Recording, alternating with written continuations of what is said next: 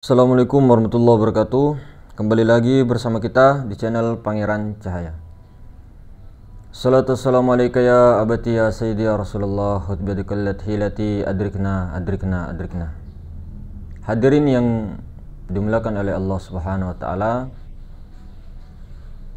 apakah ketika orang-orang itu sudah di level wasilin, orang-orang yang sampai kepada Allah, kemudian mengalami tajalli, apakah memang ketika mengalami tajalli itu tadi hanya sifat jamal saja, hanya sifat keindahan saja yang dimiliki oleh orang-orang wasilin yang sudah tajalli tadi? Ataukah bagaimana, Kang Mas? Ya, jadi ketika orang-orang yang wasilin tadi sudah tajalli, apalagi di jalur tauhid, itu tidak bisa kita menyekat atau membatasi sifat-sifat yang tajalli ada pada dirinya. Contoh, Allah Subhanahu wa taala mempunyai sifat-sifat yang tidak ada batas, nama-nama yang tidak ada batas. Namun yang kita ketahui, nama-nama terbaik Allah Subhanahu wa taala ada 199 ya.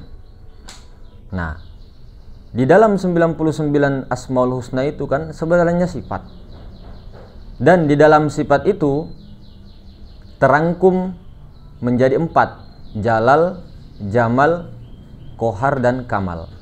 Kemudian diringkas lagi menjadi 2: Jalal dan Jamal. Nah, pertanyaannya, apakah memang orang tajalli itu hanya sifat Jamal saja? Hanya sifat Rahman Rahim saja yang tajalli kepadanya? Jadi kita jawab, tidak selamanya seperti itu. Karena siapa yang mau memakai atau siapa yang mau menggantikan sifat-sifat Allah yang maha menyiksa, yang maha mematikan, yang maha agung, yang maha keras, yang maha bijaksana, dan lain-lain. Jadi tidak hanya orang-orang yang wasilin itu hanya sifat Rahman Rahim saja, tidak. Ada memang yang seperti itu. Tapi ketika seseorang yang wasilin tadi, yang tajalli tadi, misalnya dia di militer, dia kan tidak mungkin pakai sifat Jamal. Tentunya dia memakai kadang-kadang sifat Jalal, sifat kebesaran Allah, Al-Aziz ya, termasuk Al-Malik dan sebagainya. Nah, contoh seperti itu. Kemudian sebenarnya pada hakikatnya orang-orang yang wasilin atau orang-orang yang belum wasilin itu semua hakikatnya tauhid af'al itu semua menyatakan mazhar daripada af'al Allah secara hakikatnya, termasuk iblis. Iblis itu kan termasuk juga adalah khalifah yang menanggung sifat jalalnya Allah. Malaikat yang menanggung sifat-sifat kelembutannya Allah. Manusia-manusia dan sebagainya. Jin-jin, malaikat, manusia, iblis, itu semua tajalli mazhar daripada sifat-sifat Allah. Nah, jangan sampai kita hanya memandang, ya, ini di jalur tauhid ya, hanya memandang maunya sifat jamal saja, sifat yang lembut, Rahman Rahim, tidak. Jadi ketika orang itu sudah belajar kemudian wasilin, musyahadahnya itu jangan hanya sifat kelembutannya saja yang mau dimaui oleh Allah, oleh kita semua. Sehingga ketika ada sifat jalalnya Allah yang bertajalli kepada orang-orang yang datang tiba-tiba marah-marah sama kita, secara syariatnya tiba-tiba tidak ada hujan, tidak ada petir, tidak ada apa, tiba-tiba datang marah-marah sama kita, baru kita tidak mau syuhudkan kepada sifat Allah yang jalal, maka kita gugur di dalam ujian itu. Nah, sementara sifat jalalnya Allah itu tetap tajalli kepada iblis kah, kepada orang-orang yang ini kah, dan sebagainya. Jadi kalau di jalur tauhid itu tetap memusyahadahkan jalal dan jamalnya tadi. Kadang-kadang dia tajalli jalal, kadang-kadang jamal. Nah, kemudian syuhud tadi, musyahadahnya tadi kepada mazhar-mazhar semuanya, baik itu apapun, itu pun pasti ada jalal, ada jamal. Namun kebanyakan memang mayoritas itu suka dengan sifat jamal, keelokan, keindahannya Allah, kelembutan daripada itu. Nah, kadang kita tertipu, padahal sifat jalal juga itu adalah sifat Allah. Nah, 99 Asmaul Husna di situ ada sifat Al-Mumit, Maha mematikan, Maha keras, Maha menghukumi dan sebagainya. Itu semua kan ada tajalli-tajallinya. Tidak mungkin hanya Rahman Rahim saja. Nah, seperti itu ya. Itu di jalur tauhid. Jadi jangan kita gugur, jangan sampai kita gugur di dalam ketika ujian itu tiba atau bala itu tiba. Ada jalalnya Allah, kita marah, kita tidak terima. Nah, tapi kalau jamalnya Allah, kita terima. Itu kan 80%, 90% kan seperti itu, menerima sifat jamal. Tapi jalalnya tidak. Nah, itulah disitulah dilihat apakah pandangan kita itu syuhudnya kepada makhluknya tadi ataukah kepada sifat jalalnya tadi. Nah, itu kalau di jalur tauhid, termasuk pada diri. Nah, pada diri tidak mesti, tidak wajib juga harus Rahman Rahim saja, tidak. Kadang-kadang dia Malik, kadang-kadang sifat-sifat jalal-jalal yang lainnya. Seperti orang diserang sama Belanda, tidak mungkin dia berperang pakai sifat jamal, pasti sifat jalal. Maka Sayyidina Ali itu bisa mengangkat gerbong yang beratnya berapa ratus kilo, itu diangkat sama Sayyidina Ali. Itu kan tajalli sifat jalal itu.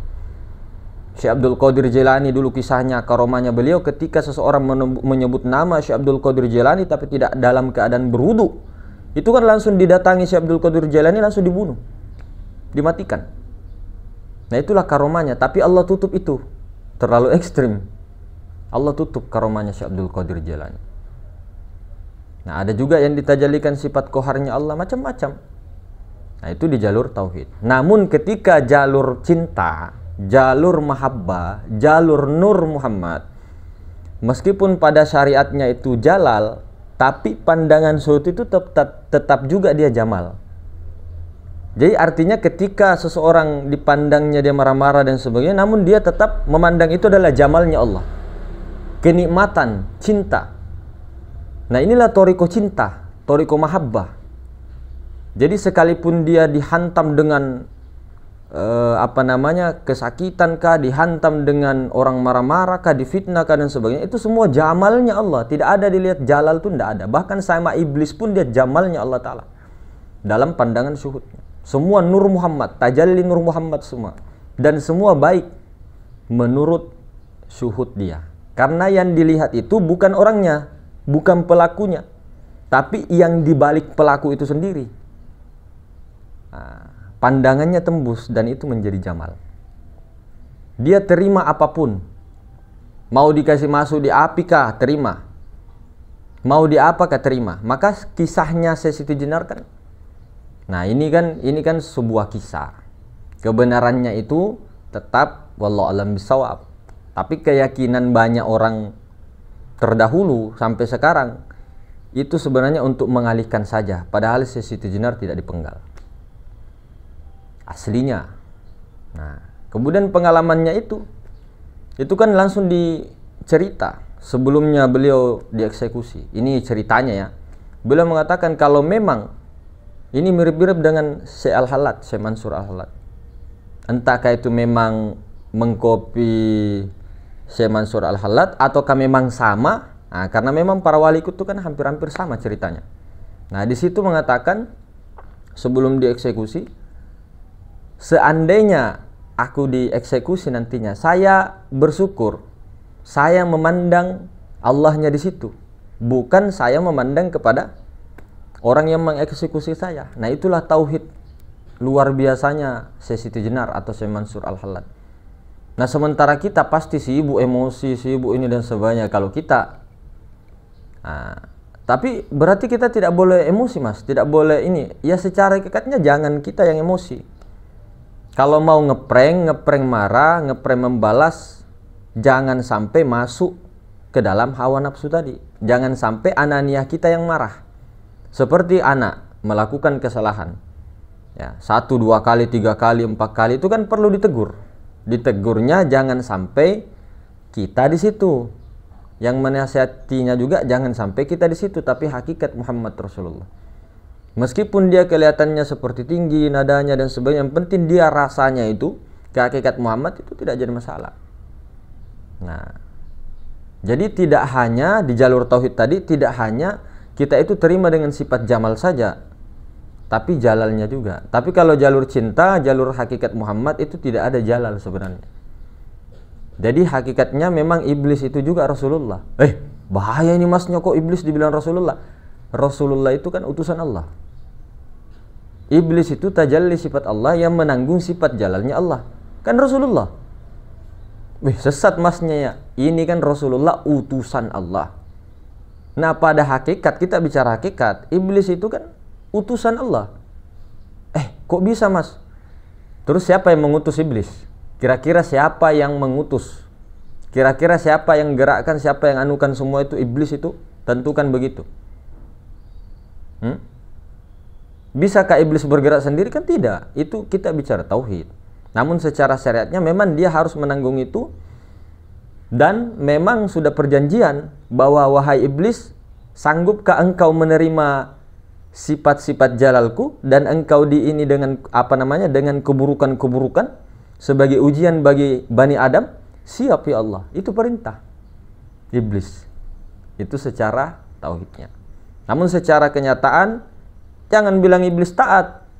Jangan secara syariat. Ini panggung sandiwara ces. Jadi ketika iblis itu, makanya selalu Nabi SAW katakan, meskipun Nabi tahu hakikatnya, selalu bilang laknatul alai, iblis laknatul alai, dajjal laknatul alai. Jangan bilang iblis rahmatullah. Nah, salah itu. Kenyataannya kenyataan, hakikat ya hakikat. Sama dengan tauhidul af'al, memandangnya tadi juga. Nah, diri pun seperti itu. Tidak melulu, itu kalau orang sudah wasil itu harusnya Rahman Rahim terus. Lantas siapa yang mau pakai sifat-sifatnya Allah yang lain? Sifat koharnya, sifat kuasanya, sifat menguasainya, merajainya, sifat al-mutakabbirnya.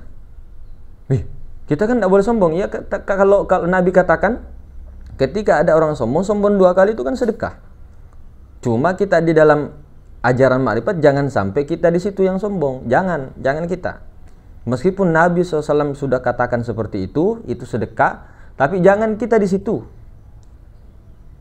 Dan jangan sampai masuk di dalam hati, pikiran, perasaan kita.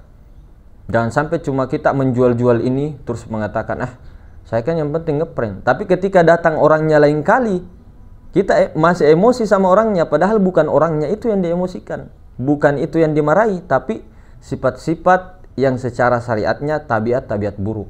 Sifat-sifat binatang, sifat-sifat kehewanan, dan yang memarahi pun bukan kita. Nah, namun kebanyakan di kenyataan, kita malah ketika sudah berdebat dan sebagainya, marah dan sebagainya, apalagi bilang pura-pura marah, ternyata pas ketemu, dia masih ada pikiran perasaannya, sila bacok, kurang ngajar ini. Si ini kurang ngajar ini. Bahkan sampai misu-misu dalam dalam hatinya. Nah, itu kan penyaksiannya sudah lari tuh. Apalagi kalau baperan dan sebagainya, itu kan lari.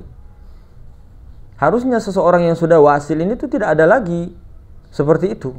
Harusnya. Cuma yang namanya kita ini tertatih, jatuh bangun, jatuh bangun, jatuh bangun, aku mengejarmu.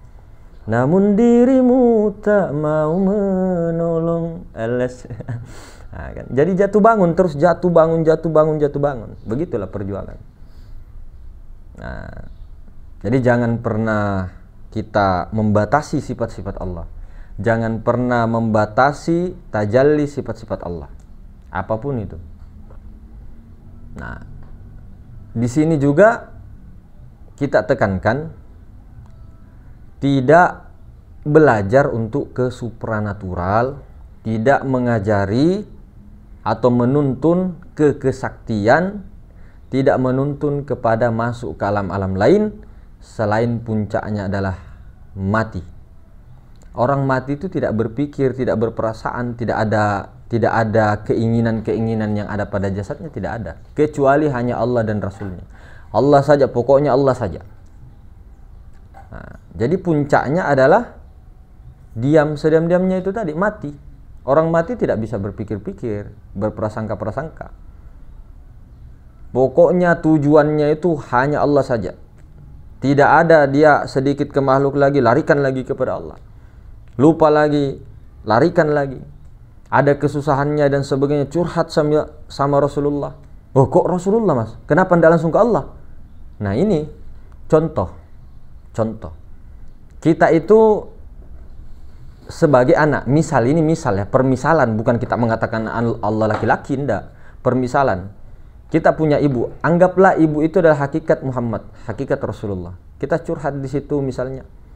Baru Rasulullah itu yang mengadu kepada, ini perumpamaannya, baru ibu itu, mama kita mengadu kepada suaminya atau bapak kita itu. Sehingga dengan jalur itulah kita dibelikan mobil-mobilan. Nah, ini perumpamaan, bukan kita menyuruh berdoa minta mobil, minta harta, tidak. Artinya munajat yang paling terbaik itu ketika singgah di makam Rasulullah, tidak usah ngomong-ngomong, diam sediam-diamnya supaya Rasulullah itu berikan jalan keluar, berikan nasihat. Nah, seperti itu tadi. Kalau diceburkan di dalam maksiat, akui secara saya salah ya Allah, saya mengikuti hawa nafsu. Tapi tetap syuhudnya itu tauhidul af'al. Tidak bergerak sesuatu kalau bukan af'al daripada Allah, tidak akan bisa. Tapi tetap jangan rela dengan kemaksiatan itu tadi. Lah kalau kita melakukan lagi, Mas, melakukan, ya tobat sampai bosan, sampai begitu terus sampai meninggal. Pokoknya rahmat aja deh, rahmat terus.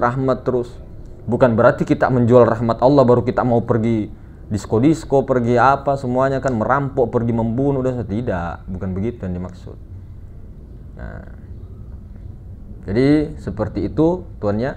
Jadi memang ketika kita masuk ya, atau ikut di dalam suatu tarekat atau metode-metode, memang biasanya di awal-awal itu ilahi anta maksudi kepada Allah. Namun secara pertengahan pasti ada saja menggoda itu untuk menuju ke kesaktian, untuk menuju ke ini dan sebagainya. Bahkan ada kadang pertanyaan kita yang maunya harusnya pertanyaan itu sesuai dengan jawaban yang kita mau. Tapi si guru kok ndak ngasih jawaban seperti yang saya mau. Nah, inilah ego yang harus kita turunkan. Nah, turunkan itu. Nah, kalau jalur spiritual seperti itu lurus kepada Allah. Kalau supranatural dan dia memang membuka les kesaktian, pelet dan sebagainya, tuntut itu. Tapi kalau tentang ketuhanan, tidak ada. Ketuhanan tuh lurus dia. Ada Muhammad Allah, itu aja. Itu aja. Nanti kalau soal-soal yang lain-lain itu banyak itu, kalau Allah Ta'ala mengajari itu melalui Rasul itu banyak. Banyak sekali. Orang yang bodoh bisa pintar. Pintarnya itu bukan dia. Dia tidak pernah sekolah, dia tidak pernah ini dan itu. Namun dia selalu diam di depan Rasulullah, tawaddu. Tawaddu, dia rendah hati, beradab kepada Rasulullah, memanggil Rasulullah, diam kepada Rasulullah.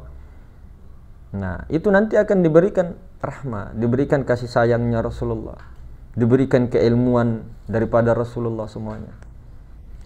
Nah, itu sampai dia tenggelam pada Rasulullah, tidak ada lagi dirinya selain daripada Rasulullah. Tidak ada penglihatannya selain penglihatan Rasulullah, pendengarannya dan sebagainya.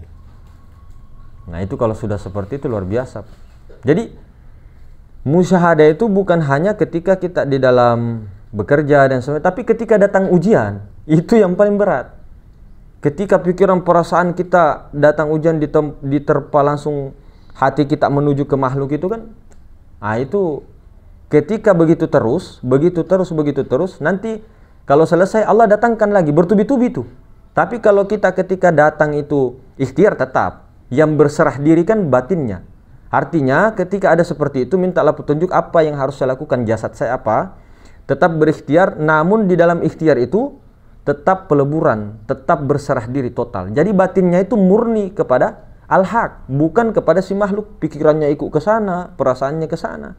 Kacau jadinya. Jadi ketika selesai, Allah tambah lagi bala yang lebih. Allah tambah lagi, tambah lagi, tambah lagi. Begitu terus. Tapi kalau kita keluar daripada itu semua, keluar dari itu telanjang bulat. Mudah-mudahan tidak disensor sama YouTube ini. Kita betul-betul berserah total, tenggelam dalam lautan ahadiyahnya Allah, pikiran, perasaan kita, jiwa kita tenggelam dan tidak ini lagi, maka Allah menyelesaikan masalah itu dengan cepat. Kemudian Allah Subhanahu wa taala memberikan rahmat, memberi jalan keluar yang bagus, kemudian memberi barokah, nikmat, senang. Meskipun kelihatannya diuji senang, tenang deh. Nah, itu luar biasa. Jadi mungkin begitu untuk hari ini, ya. Kang Mas, ya, Bunda, semuanya tetap semangat.